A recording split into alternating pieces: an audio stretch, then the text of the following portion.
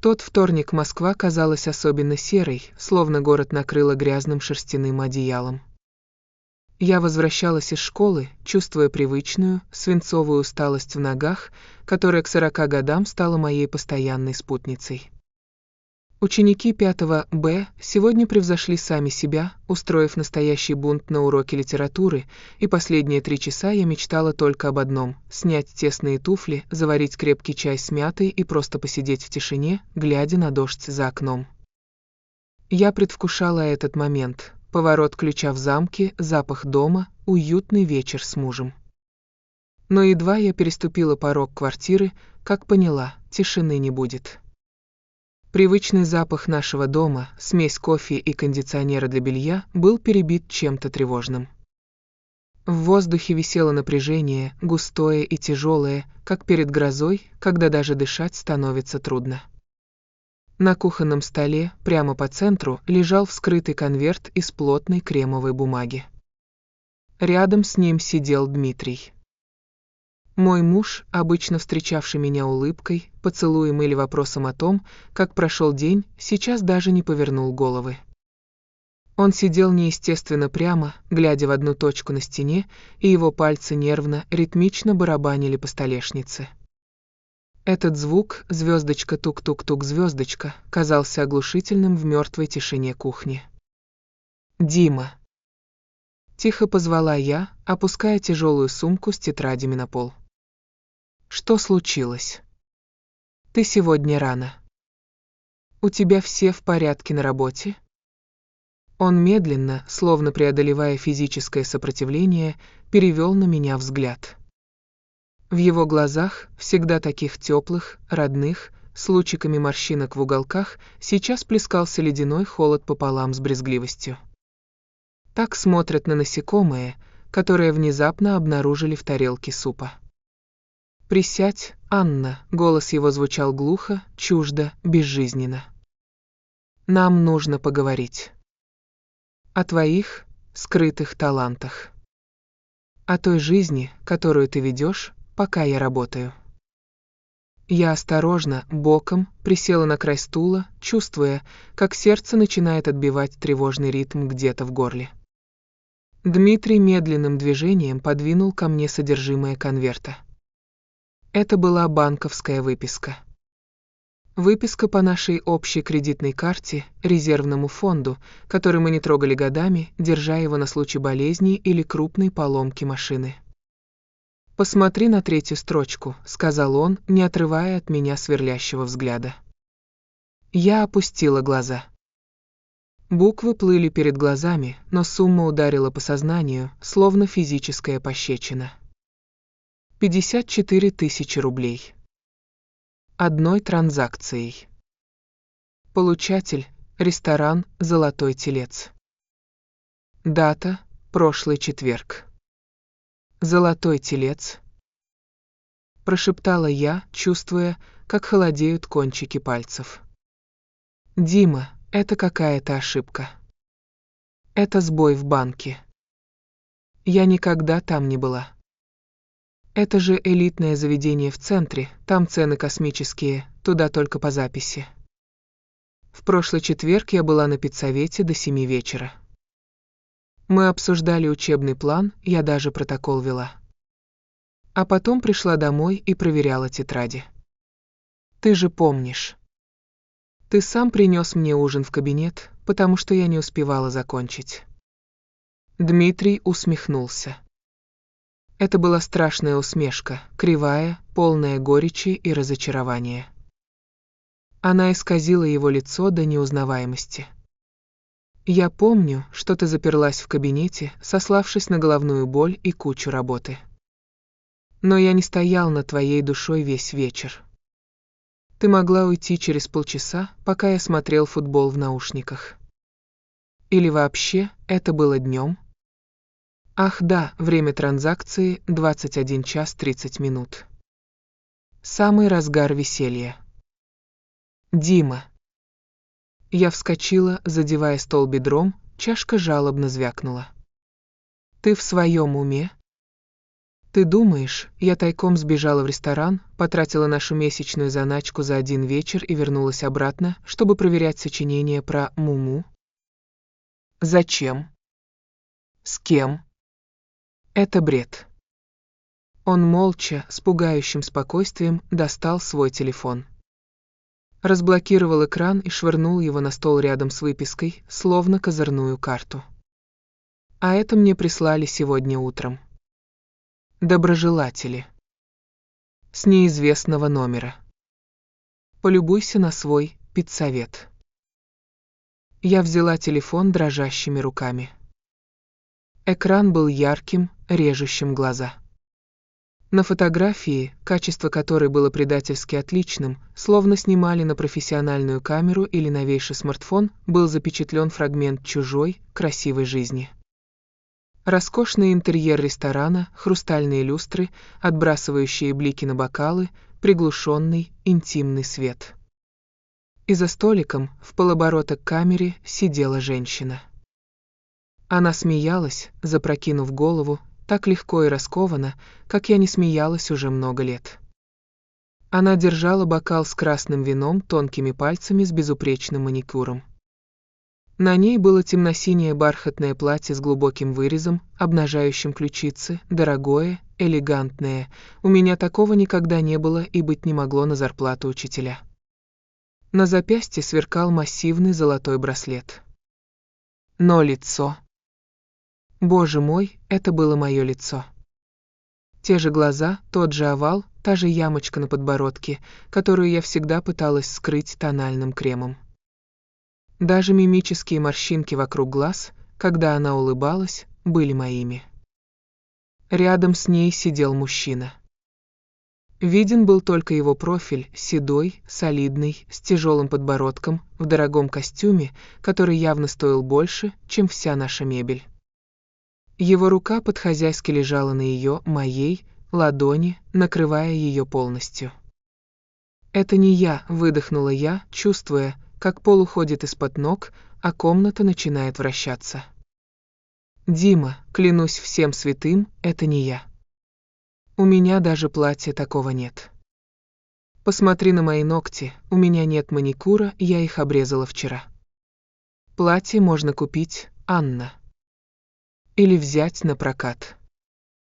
Или получить в подарок от спонсора». Он выплюнул последнее слово с таким отвращением, будто оно жгло ему язык.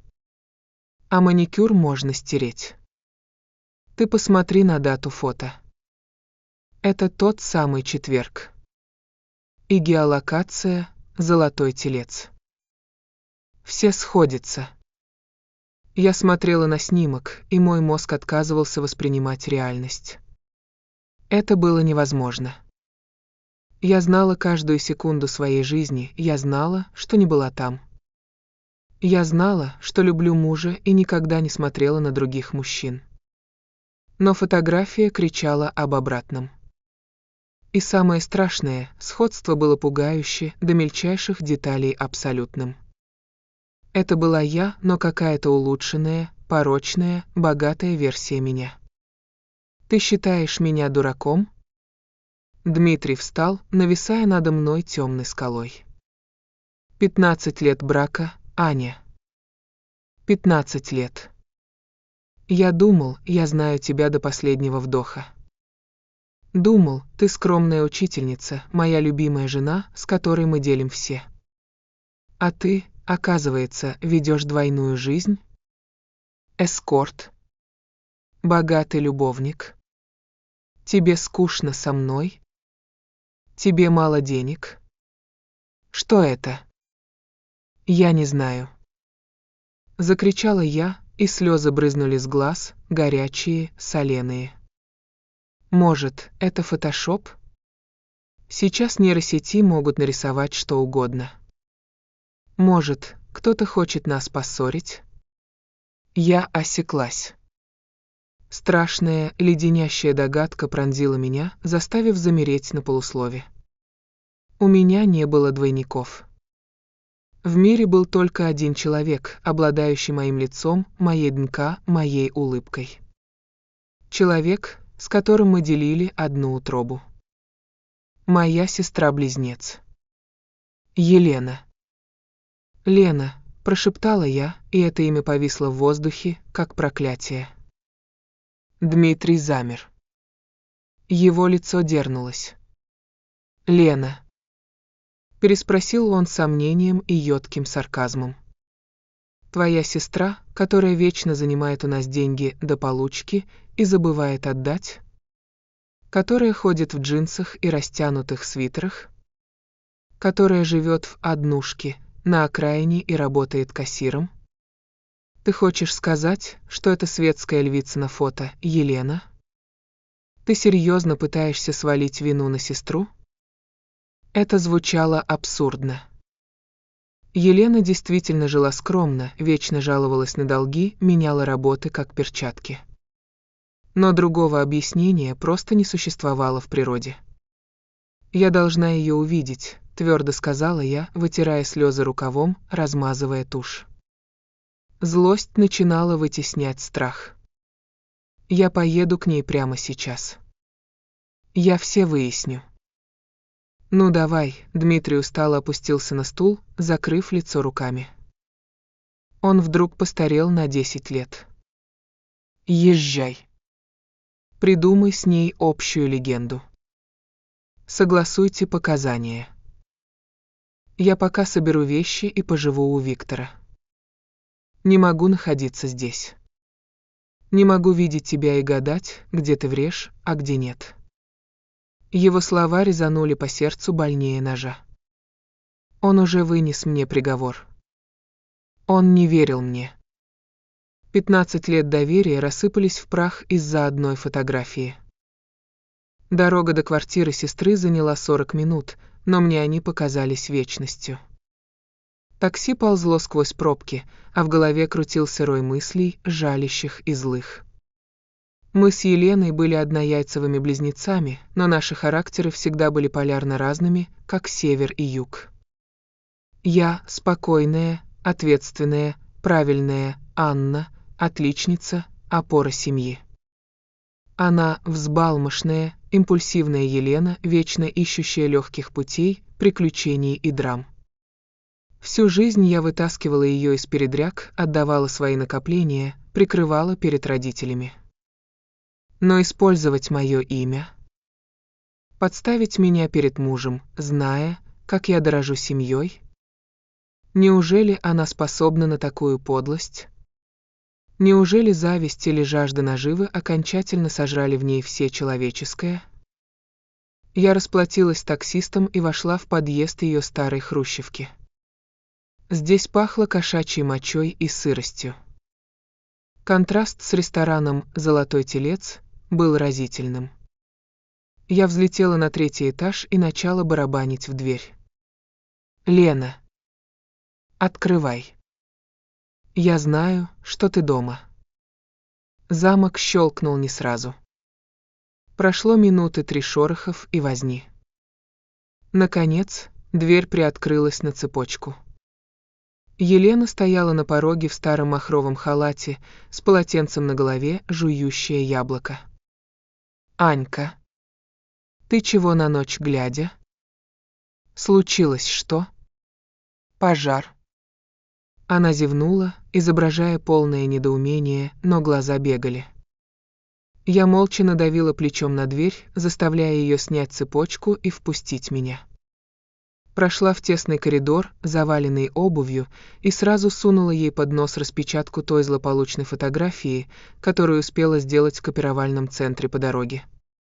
«Что это, Лена? Посмотри мне в глаза и скажи, что это». Она взяла листок 2 пальцами, брезгливо прищурилась. «Ну, красивая баба. На тебя похоже. И на меня. И что? Не прикидывайся». Мой голос сорвался на крик, отражаясь от голых стен. «Это ты. Это ты была в ресторане «Золотой телец» в четверг. Ты расплатилась картой, которая привязана к счету Дмитрия. Ты украла данные карты, когда была у нас в гостях 2 недели назад? Я помню, ты просила мой телефон, чтобы позвонить, пока я была на кухне. Ты скопировала данные. Лицо Елены на мгновение дрогнуло, маска скуки сползла, обнажив испуг, но она тут же нацепила новую маску обиженной невинности. Ты больная, Ань? Какая карта? Я в четверг дома сидела, сериал смотрела, «Великолепный век» пересматривала. А это, ну мало ли двойников на свете. Сейчас пластику делают все, кому не лень. Может, это вообще фотошоп. Ты параноиком стала со своей школой. Двойников? Я шагнула к ней вплотную, чувствуя запах ее дешевого шампуня. Лена, у этой женщины твоя родинка над ключицей. Я вижу ее даже на фото. И не ври мне про сериал. В этот момент она подняла руку, чтобы поправить сползающее полотенце. Рукав халата задрался. На ее запястье что-то блеснуло в тусклом свете лампочки. Я перехватила ее руку, сжав запястье так сильно, что она ойкнула. «Пусти!» «Ты чего?» «Тихо!» Я смотрела на ее руку. Это был он. Тот самый золотой браслет с фотографии. Массивный, тяжелый, с россыпью мелких камней, складывающихся в сложный узор. Вещь, которая стоила больше, чем Елена зарабатывала за полгода, а может и за год. Он выглядел чужеродно на фоне обшарпанных обоев. «Откуда это?» Прошипела я, поднимая ее руку к лицу. «Ты говорила, что тебе нечем платить за квартиру. Ты просила у меня 5000 на продукты недели назад». Елена вырвала руку с неожиданной силой. В ее глазах исчезла наивная простушка. Там появился холодный, колючий, злой блеск загнанного зверька. «Отвали, Аня». Подарили. Имею я право на личную жизнь? Или только тебе можно жить с богатым мужиком в трешке, а я должна гнить здесь? Личную жизнь за мой счет? За счет моей семьи? Ты понимаешь, что Дима ушел из дома? Он думает, что это я. Он видел транзакцию с нашей карты. Он хочет развода. Елена вдруг рассмеялась. Зло, отрывисто, неприятно. Ой, да подумаешь, трагедия. Вернется твой Дима. Куда он денется, он же каблук. Поскандалит и вернется. А деньги я верну, как только смогу. Мне просто нужно было соответствовать. Произвести впечатление на одного человека. Это был мой шанс, понимаешь? Шанс выбраться из этого дерьма. Ты украла мои деньги и мое лицо. Я не могла поверить в то, что слышу. Ты хоть понимаешь, что ты натворила? Ты не просто деньги взяла, ты мою жизнь рушишь. «Уходи», — резко сказала она, распахивая входную дверь. Ты всегда была занудой, Ань. Правильная девочка, святая Анна. Тошно смотреть. Вали к своему мужу и сама с ним разбирайся. Не учи меня жить. Она вытолкала меня на лестничную площадку и с грохотом захлопнула дверь перед носом. Я слышала, как щелкнул замок, потом второй. Я осталась стоять в грязном подъезде, оглушенная, раздавленная, униженная собственной сестрой. Она не просто воспользовалась моей картой. Она считала, что имеет на это право. Следующие 2 дня прошли как в липком, сером тумане. Я ходила по квартире как призрак. Дмитрий действительно собрал вещи. Шкаф в прихожей зиял пустотой там, где раньше висели его куртки. С полки в ванной исчезла его зубная щетка и бритва. Эти мелкие детали отсутствия причиняли физическую боль, словно из дома выкачали весь воздух. Он уехал к Виктору, бросив мне на прощание лишь сухое, страшное: я подаю на развод. Жди повестку. С адвокатом свяжусь позже. Я пыталась звонить ему, писала длинные сообщения, объясняла про сестру, умоляла выслушать, но он не читал их и сбрасывал звонки. Его можно было понять. Версия про злую сестру-близнеца, которая внезапно превратилась в светскую львицу, звучала как сюжет дешевого сериала для домохозяек. Факты, деньги, фото, геолокация были против меня. Я была в отчаянии.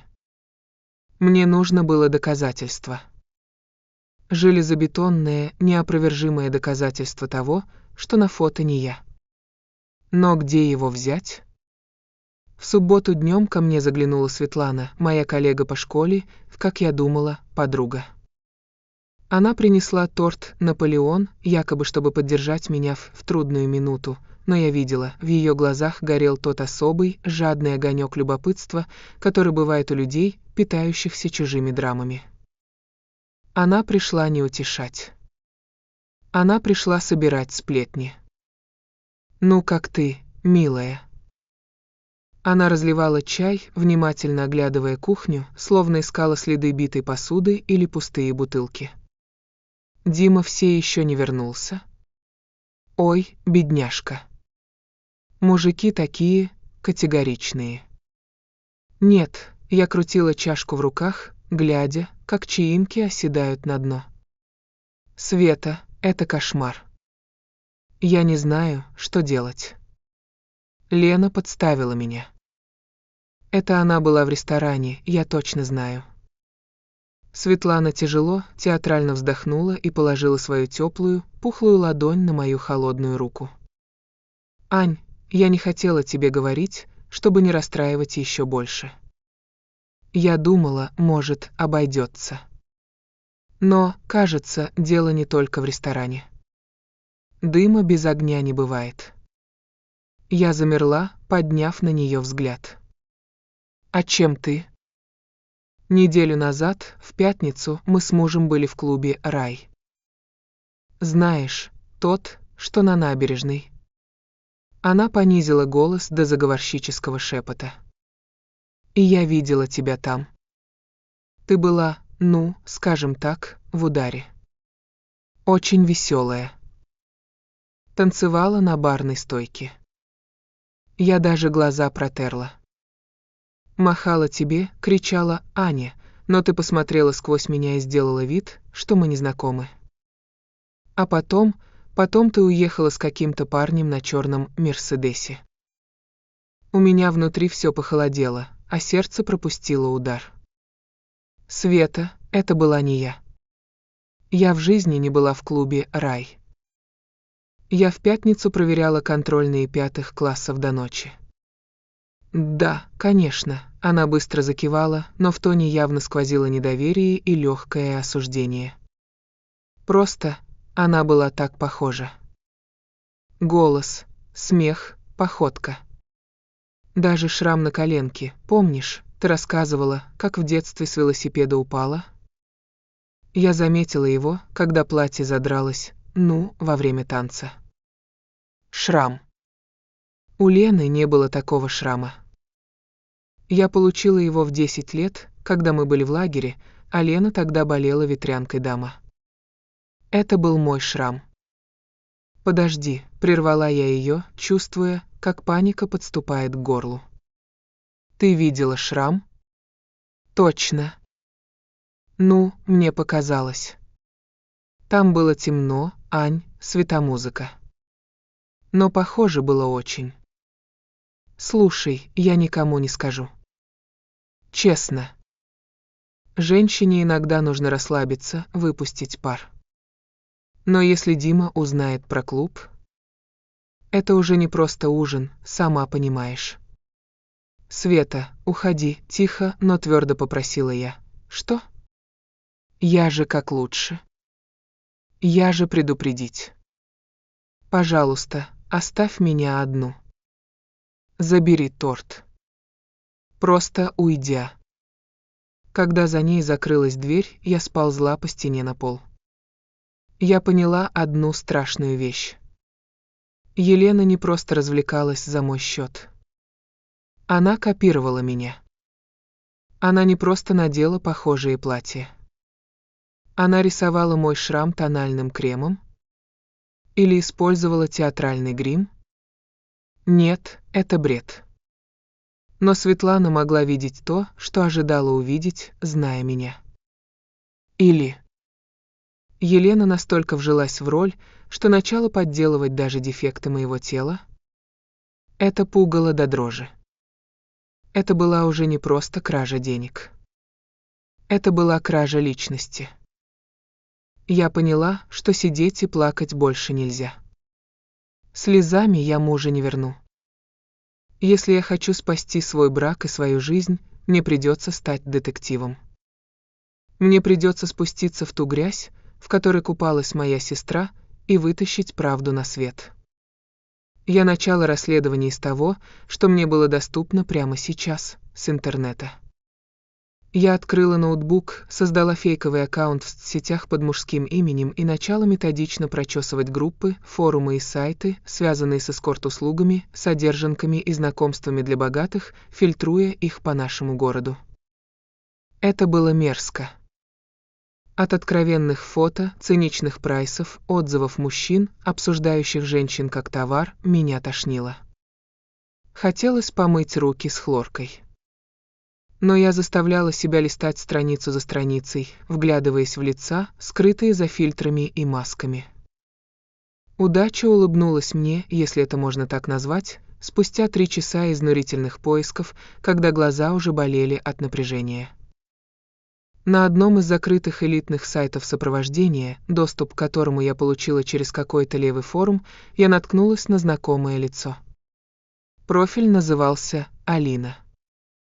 Утонченная интеллигентность. Запретный плод. На главном фото была я. Вернее, Елена, но в моем образе. На ней были мои очки, те самые, в тонкой золотой оправе, которые пропали месяц назад. Я тогда перерыла весь дом и решила, что забыла их в такси. Волосы уложены в мой привычный, строгий учительский пучок, из которого случайно выбилась прядь. На ней был мой серый жакет, в котором я хожу на работу. Но следующее фото было другим. Жакет расстегнут, под ним кружевное белье. Взгляд порочный, манящий, обещающий все грехи мира.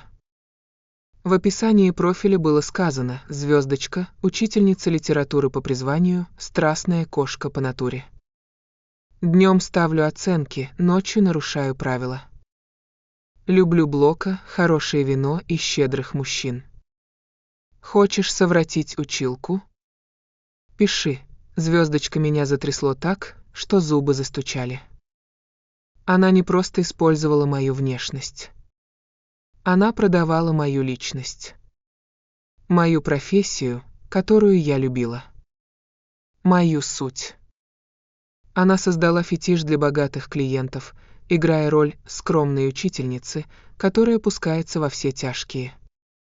Именно поэтому Дмитрий получил то фото. Кто-то из клиентов или их знакомых узнал меня.